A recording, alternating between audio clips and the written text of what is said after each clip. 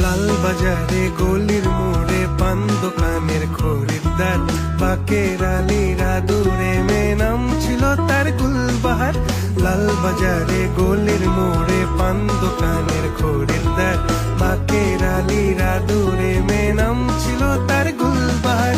নাম ছিল তার গুলবাহার, দেখতে ভারী চমৎকার, তুলনা যে হয় না তার হোসনে আরা গুলবাহার। বাকের আলীরা দূরে মেয়ে